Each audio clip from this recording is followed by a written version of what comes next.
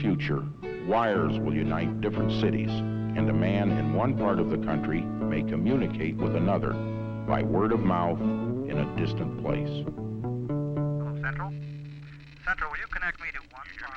Do you hear me? Jimmy, is that you? Hey, talk up. Oh, my darling, last night was so wonderful. 2 men to mend the awning. She said that. Well, I gave her a piece of my mind. And then you know what... If this old switchboard could talk, wow, your ears would sizzle. Young man, you brought my daughter home after dark.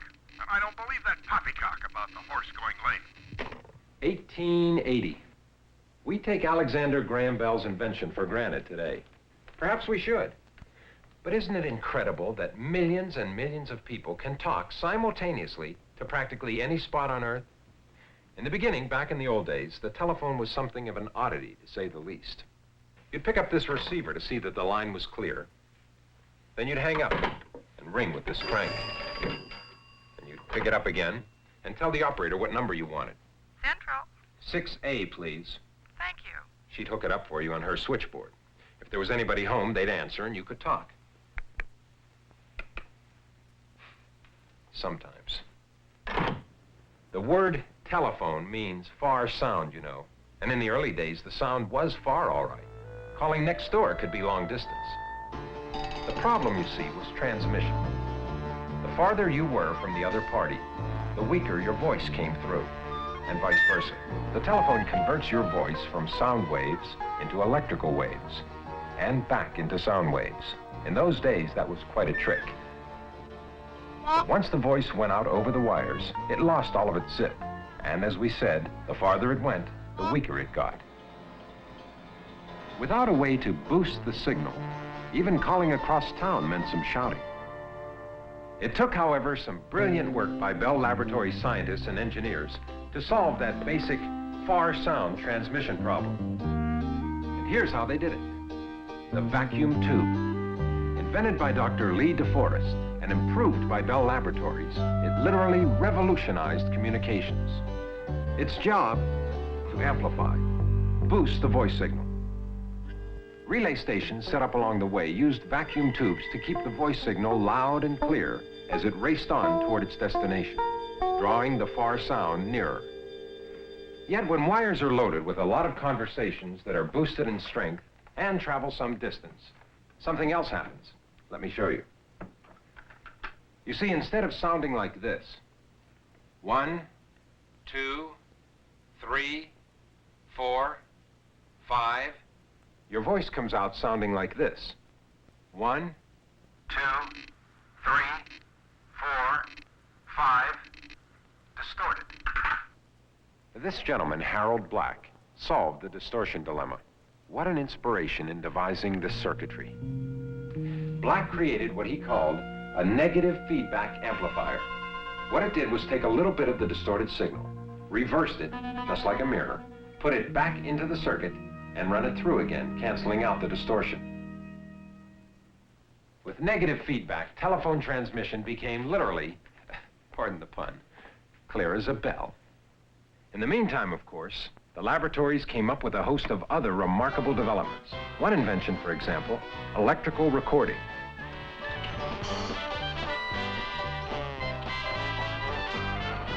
Another, work that helped give sound to the movies.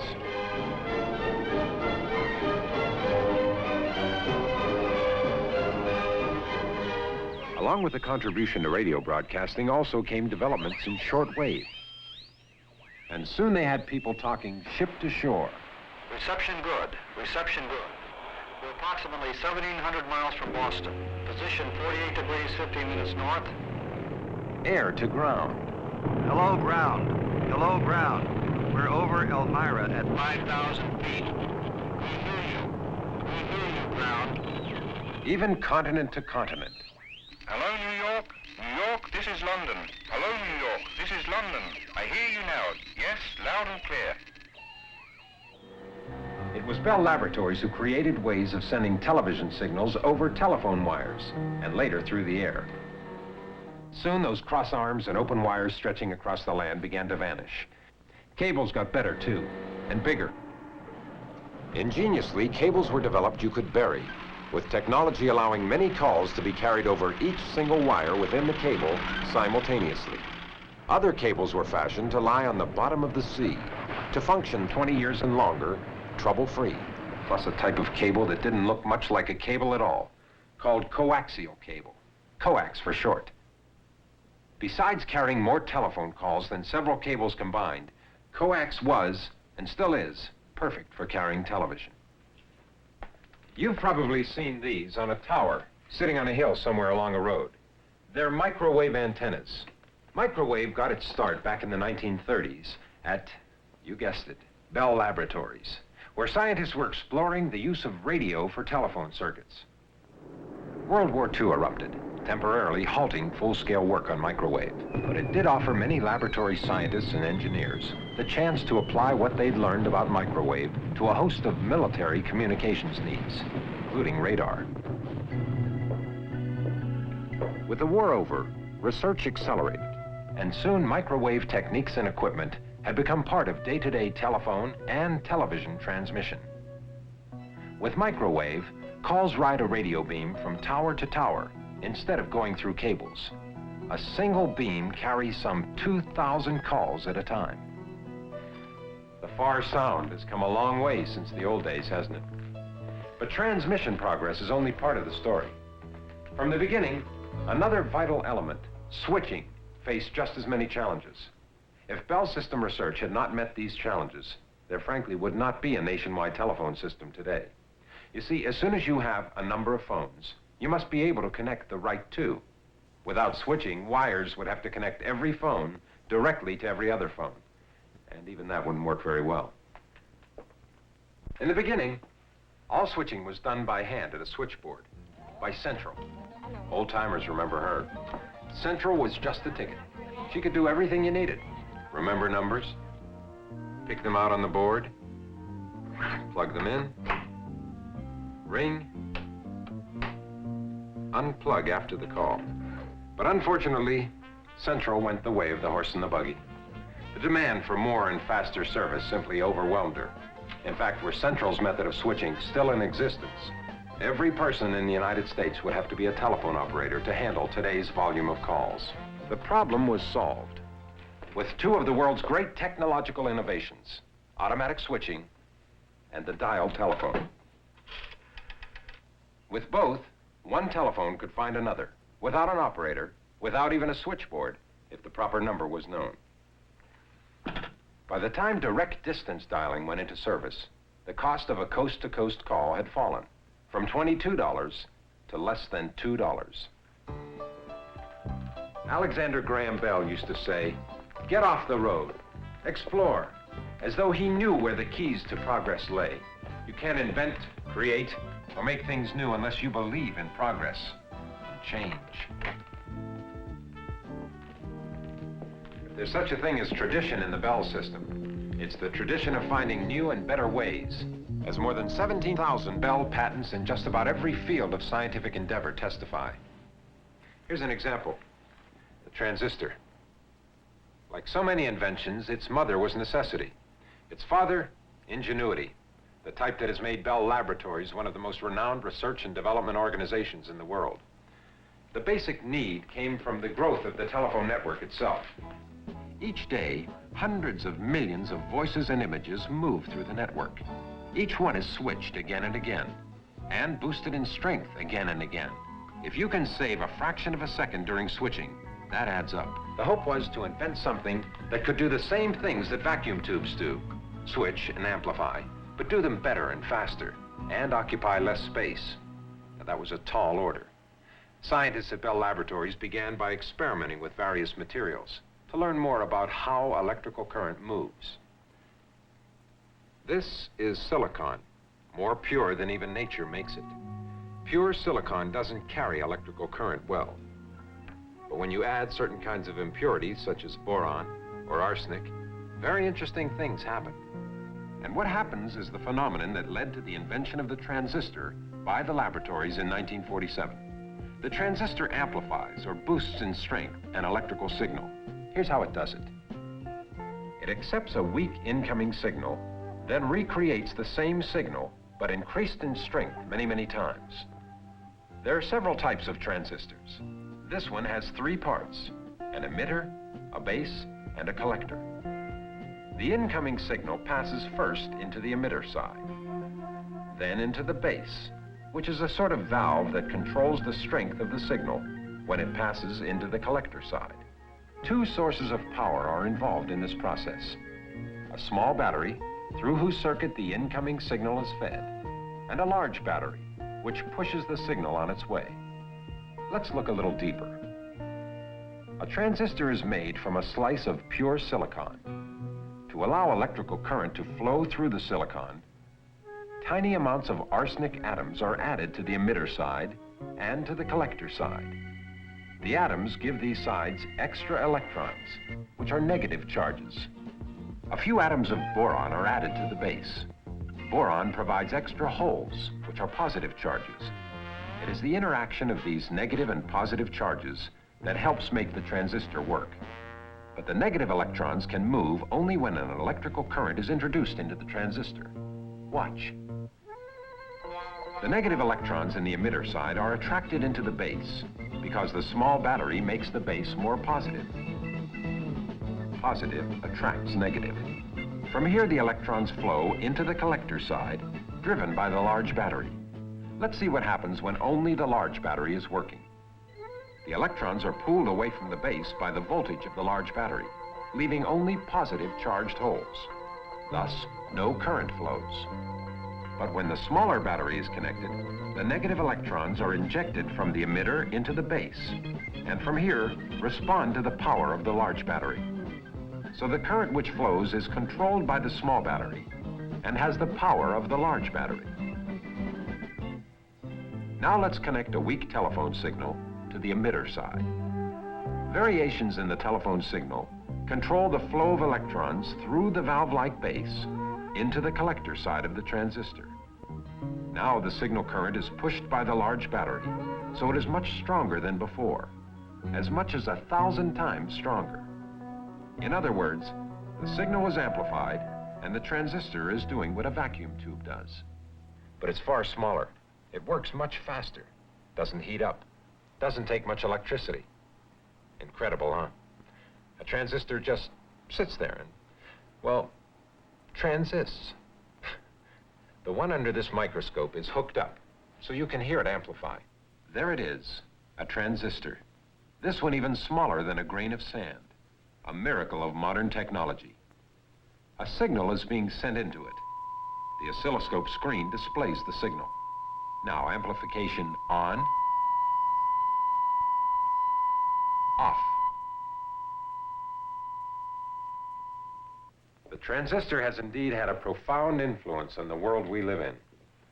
They're everywhere, in portable radios, television sets, hi-fis, hearing aids. The artificial larynx, which enables those who have lost their vocal cords to speak. 3, 2, 1, 0. All engine running. Liftoff. We have a liftoff. 32 minutes past the hour. Roger, we got a roll from Tower clear. Roger, roll. The entire space program, the entire computer industry, both became possible only through the transistor and what began as a search for better telephone service. But all that was yesterday. Here's today. Look closely. There in the center, about the size of a pinhead. Engineers call it an integrated circuit. It contains hundreds of these transistors and other components, micro-miniaturized, invisible to the naked eye. The impact upon communication of such solid-state developments as the transistor and integrated circuits has been tremendous, and it's just beginning. Look what's already here. An all-electronic telephone office, superior in every way to anything before it, that operates in millionths of a second. It can diagnose and automatically correct its own malfunction. One that performs 1,800 basic jobs in the time it takes a person to blink his eye. That offers customers a bundle of new telephone services like call waiting and call forwarding. If you're on the phone while someone else tries to call you, call waiting lets you know it, so you can hold your first call while answering the second. Call forwarding is a new service that lets you leave the house, and have all your incoming calls transferred to wherever you plan to be. Here's another. This is a traffic service position system. It's being installed in telephone offices across the country. With it, operators can handle far greater numbers of calls and help customers faster than ever before. It takes a fantastic amount of know-how to design, build, install, and man communications equipment such as this. That's where Western Electric and the telephone companies come in. Western Electric's job is to translate inventions into the real thing. The central office equipment, the cables, the new models of telephones that people use. It's a big job. The final inspection station is a long way from the laboratory. Materials are purified down to the last atom. Mother Nature herself is seldom so careful. Even when the material is right, someone must be able to work with it and do everything exactly the same every time. Dissolve away a layer only a few atoms thick. Make a cut within a 1/2 of an inch. Weld connections finer than human hair. Precision, precision, precision, multiplied 1,000,000 times. Whether the end product is a telephone, cable, or an entire electronic central office, a Western Electric plant is not the place to look for yesterday. Yesterday. We used to call it tomorrow, remember? In yesterday's tomorrow, communication satellites were to shrink the world, and this one did just that. Telstar. This is only a model. The research and development of Telstar by the Bell system gave birth to the entire era of worldwide telephone, television, and data transmission via space. Every kind of progress has a beginning, a starting point, and then someone has to move ahead and take the step that might make tomorrow better. Take this circular waveguide. A waveguide no wider than a man's wrist that can carry 250,000 voices at a time. One day, one tomorrow, waveguides may join coaxial cables on high-capacity routes. Another tomorrow being perfected by Bell Labs, the laser, a remarkable invention that produces a remarkable light. In theory, a single laser beam could carry all the telephone conversations and television pictures going on right now around the world. Think of it. Some tomorrow. And how about these recent developments for telephone systems? An emergency storage battery with a lifespan of more than 30 years. Tiny indicator lamps that will burn continuously for 10 years. The world's first tubeless color television camera, which weighs less than 10 pounds. Remember the story called Through the Looking Glass? Sure you do. As Alice's Adventures in Wonderland. She looked where everyone else had looked and saw something no one had ever seen. That's what happened with fiber optics. Well, people have been making cloth from glass thread for years, and everyone knows that light goes through glass.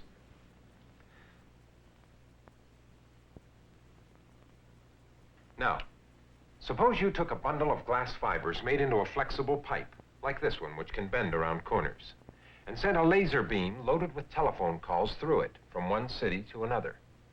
Wouldn't that make some telephone cable?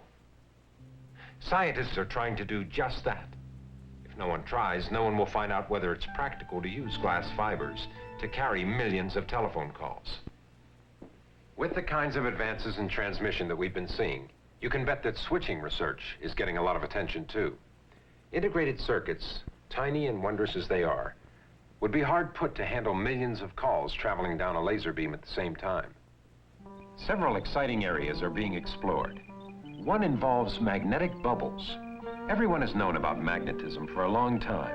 Not long ago, scientists found out something new about the subject. In some materials, a tiny bubble-shaped magnetic field can be formed and controlled. The field can be moved back and forth, up and down. Used to open and close a circuit, magnetic bubbles make a switch smaller than anyone dreamed of years ago. Oh, what an exciting world. Satellites, waveguides, lasers, magnetic bubbles, fiber optics, picture phones someday, maybe even in color. In 1878, only 2 years after he invented the telephone, Alexander Graham Bell did predict that men in distant places would one day communicate. But could he have ever imagined that one day they'd see each other by phone?